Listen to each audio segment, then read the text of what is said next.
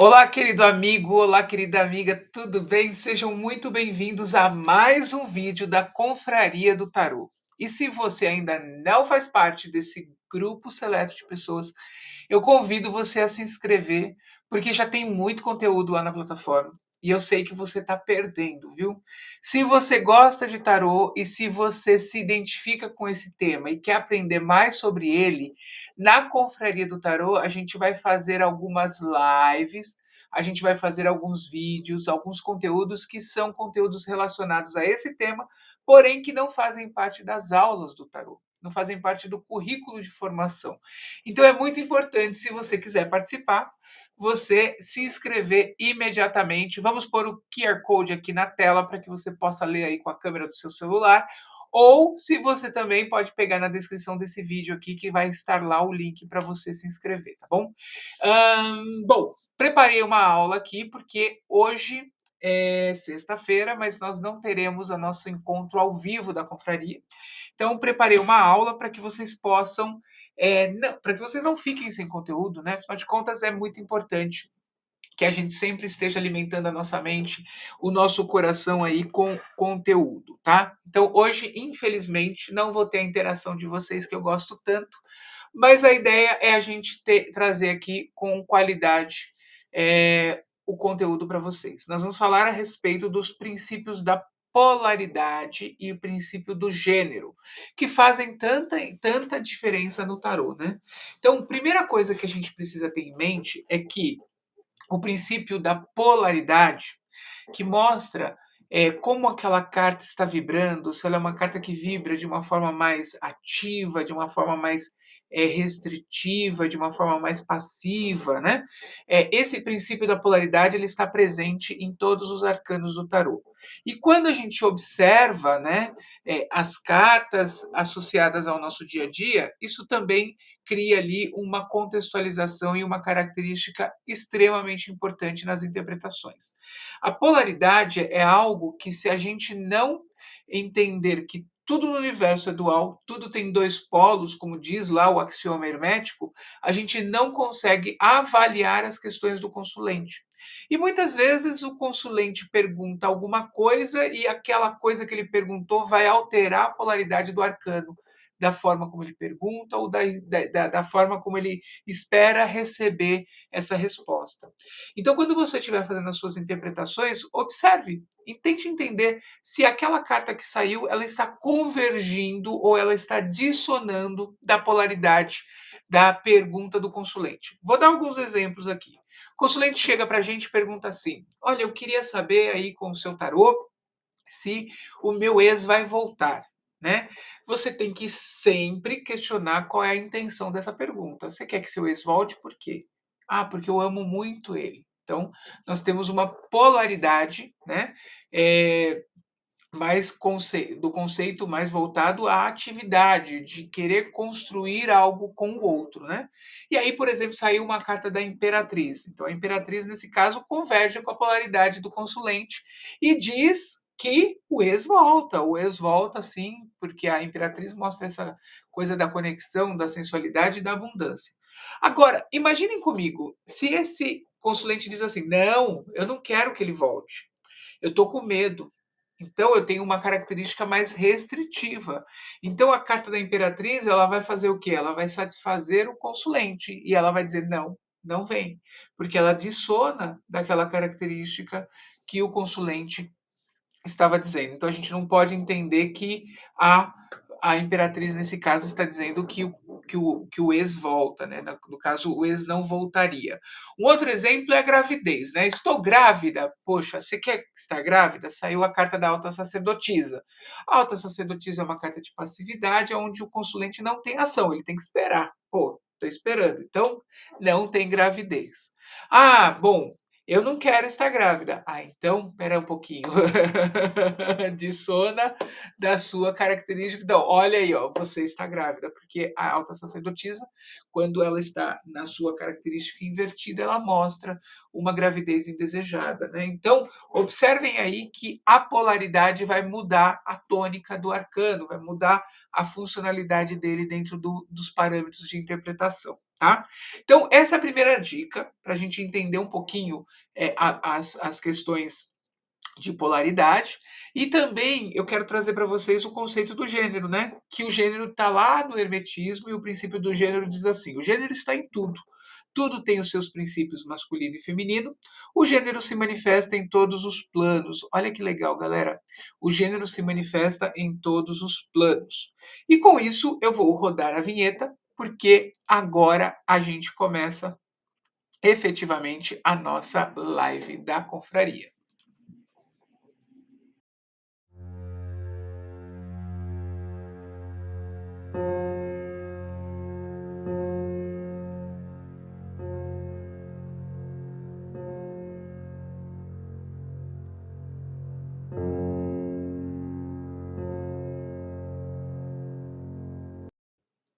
Bom, então vamos falar sobre esse negócio desse gênero aí, né, que todo mundo fala desse princípio do gênero, é masculino, é feminino, é passivo, é ativo, é positivo, é negativo.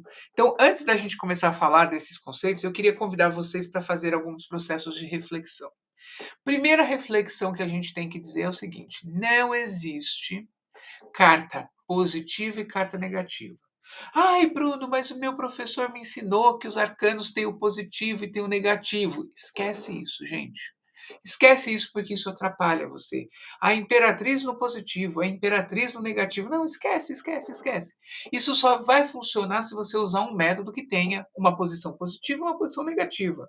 Se você estiver utilizando qualquer outro método que não tenha essa característica, você vai ficar meio perdido, meio perdidão aí nas suas interpretações. Então, foca aqui que o tio vai ensinar vocês efetivamente como é que você tem que fazer essa análise. Primeira coisa que a gente precisa fazer é desvincular esse conceito de masculino e feminino do princípio do gênero.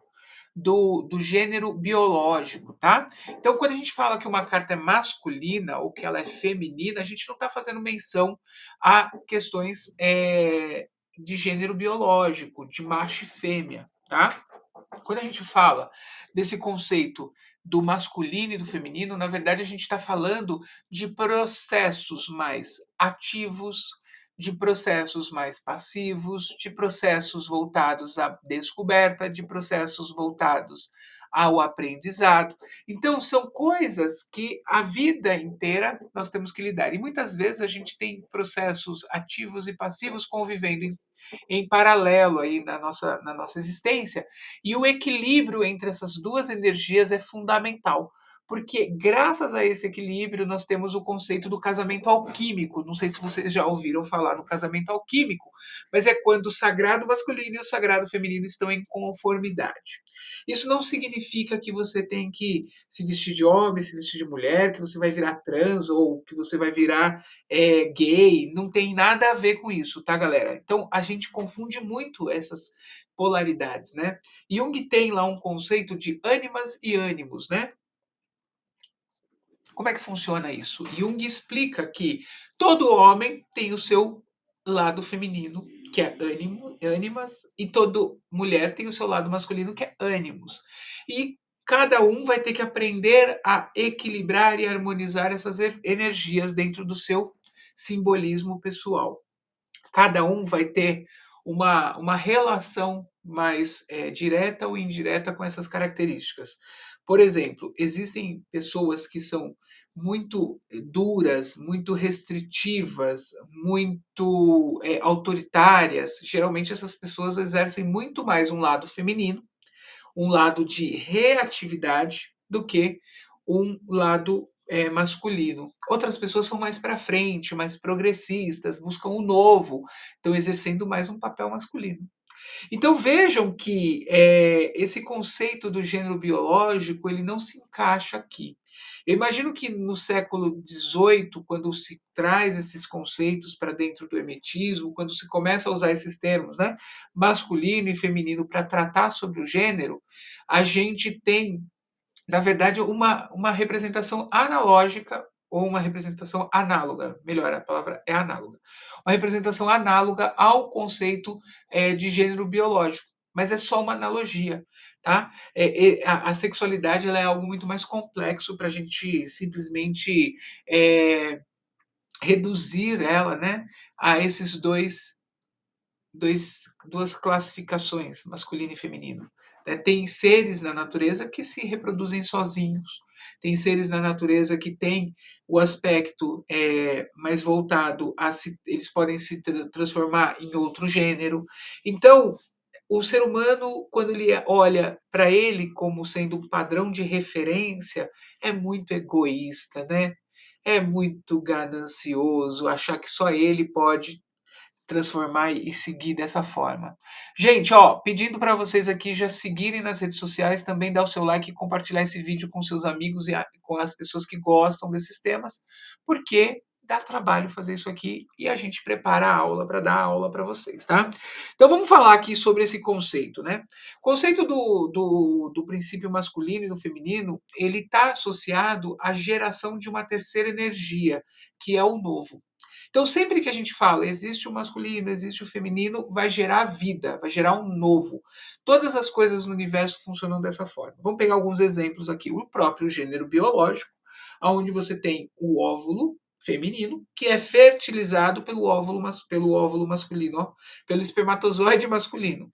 E ambos geram uma vida, geram uma coisa adicional. Só que observem que o óvulo feminino e o espermatozoide masculino, eles vieram de quê? De uma outra vida. E essa vida feminina, ela tem os dois, ela tem os dois genomas aí, os dois genes. Ela tem o gene do pai e da mãe. E o rapaz também tem o gene do pai e da mãe. Então, tudo no universo é polar. Tudo tem essas duas energias, tá? Tudo tem essas duas energias. Então, quando a gente fala, por exemplo, desse conceito do óvulo esperando o espermatozoide vir e fecundá-lo, a gente está olhando no sentido de que há uma atividade do espermatozoide que vai fecundar o óvulo. Quando você põe um binóculo, um microscópio, e você estuda isso profundamente, a gente entende que não é bem assim. O óvulo, ele também vai ao encontro do espermatozoide e cria condições para essa fecundação. Então, de certa forma, o óvulo também é ativo e passivo, assim como o espermatozoide também é ativo e passivo.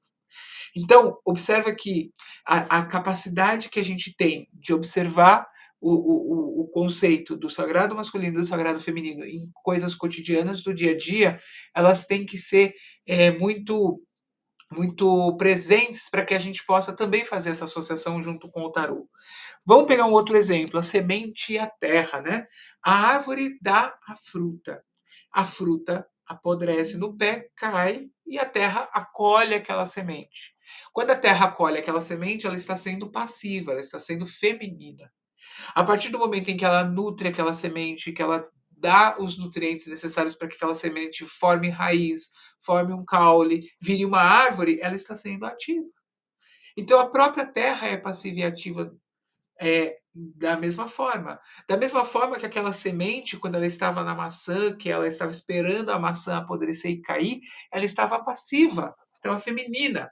Quando ela cai, o movimento dela cair e ser enterrada é atividade. Então vejam que a gente tem sempre os dois polos, tá? Vamos pegar um exemplo aqui, ó. Eu, aqui como professor, estou sendo ativo passando conhecimento. E vocês, como alunos, estão passivos recebendo esse conhecimento. Olha o masculino da minha parte e olha o feminino da parte de vocês. Quando vocês têm uma dúvida e me mandam uma pergunta, vocês estão sendo masculinos, vocês estão sendo ativos. E quando eu respondo a pergunta de vocês, eu estou sendo feminino. Então vejam que a gente tem o tempo todo a intercalação dessas duas energias, e a intercalação dessas duas energias é que gera movimento, tá? Bom, vamos fazer um exemplo mais prático dessa coisa do sagrado masculino e do sagrado feminino? Um exemplo bem bobinho. Nós vamos fazer um bolo, tá? Criar a receita do bolo é masculino. Então, o confeiteiro foi lá e criou a receita daquele bolo. Quando ele está criando a receita, ele está sendo masculino, ele está sendo ativo, ele está produzindo conhecimento. Quando ele disponibiliza essa receita para todo mundo e fala: olha, podem pegar minha receita aí, ele está sendo ativo, ele está distribuindo esse conhecimento. Quando a vovó vai lá e copia a receita, ela está sendo feminina, porque ela está pegando algo que já foi criado e está observando. está guardando, está retendo aquilo. Isso é uma característica do gênero da recepção. Então a gente tem o que? O feminino aqui. No quando eu vou fazer o bolo e eu preciso comprar os ingredientes, eu, vovó, estou indo no supermercado comprar os ingredientes para fazer o bolo, eu estou sendo masculino, estou sendo ativo, eu estou pondo atividade para construir aquilo. Quando eu vou analisar a receita para fazer o bolo, eu novamente estou sendo feminino. Estou fazendo uma análise, estou planejando, fazendo o que a gente chama na culinária de mise en place, que é separar os ingredientes, né? Fazer o processo de preparação. Quando eu misturo esses ingredientes para fazer o bolo, eu estou em atividade, então eu estou sendo ativo. Quando eu falo, olha, tem que esperar a massa descansar, e eu ponho lá a massinha numa bacia e espero ela descansar, eu estou o quê? Eu estou sendo feminino, eu estou num movimento de espera. Quando eu falo assim, eu tenho que pesar o açúcar e os ovos para fazer a cobertura. Nesse momento em que eu estou pesando os ingredientes, eu estou sendo feminino, porque eu estou fazendo, exercendo uma ação de controle. O pesar é controlar. A atividade de buscar os ingredientes de ser, é masculino, mas na hora que eu estou pesando, eu estou sendo feminino. Então vejo que há uma intercalação desses processos, né? Quando eu coloco o forno, que eu ligo o forno, né? Ajusto ele, espero o forno aquecer, pré-aquecer para fazer o bolo, eu estou sendo feminino. Quando eu espero o bolo assar, eu estou sendo feminino. Quando eu como o bolo, eu estou sendo feminino. Então vejam que numa atividade corriqueira do nosso dia a dia, a gente encontra essas características de uma forma muito simples. A mesma coisa acontece com a vida. Quando a gente está procurando emprego, a gente está ativo. Quando a gente recebe uma ligação de entrevista, a gente está passivo. Olha que incrível essa sabedoria das cartas do tarô. E no tarô a gente tem cartas que são mais ativas e mais passivas. A gente tem as duas características. Para que a gente possa entender as características dessas cartas, a sabedoria ancestral imposta, colocada no tarô, ela é maravilhosa. Por quê? Porque ficou muito fácil. Todas as cartas que são ímpares são cartas ativas. Então, quais são as cartas ativas? Vamos comigo aqui, ó. Apesar de que, cabe um adendo aqui, não é que a carta ela é ativa, ela tem uma característica de atividade maior, mas ela também tem o respectivo equilíbrio com a passividade, ok? Então a gente tem uma característica maior de atividade, mas também tem uma característica de passividade. E o mesmo acontece com as cartas que são mais passivas, é o contrário, tá? Mas vamos lá, ó. O mago, ele é ativo, porque ele cria, porque ele idealiza. A imperatriz, ela é ativa, por quê? Ela gera, ela nutre. O papa, ele é ativo, por quê? Porque ele educa, porque ele regimenta. O carro, ele é ativo, porque ele realiza movimento. O eremita, ele é ativo. Por quê? Porque ele recolhe-se, ele se afasta, ele busca o autoconhecimento com esse afastamento, né? Então depende do consulente aqui, gente. Depende de uma ação do consulente. A força também depende de ação do consulente, porque ela domina, ela cuida, ela tem coragem. A morte, ela provoca transformação. O diabo busca o prazer. A estrela busca o redirecionamento e a cura ativa. O sol busca o sucesso e realiza as coisas com sucesso. E o mundo finaliza, encerra as coisas para começar de novo. Então vejam quais são as cartas ativas do tarô. As cartas que têm a polaridade mais masculina.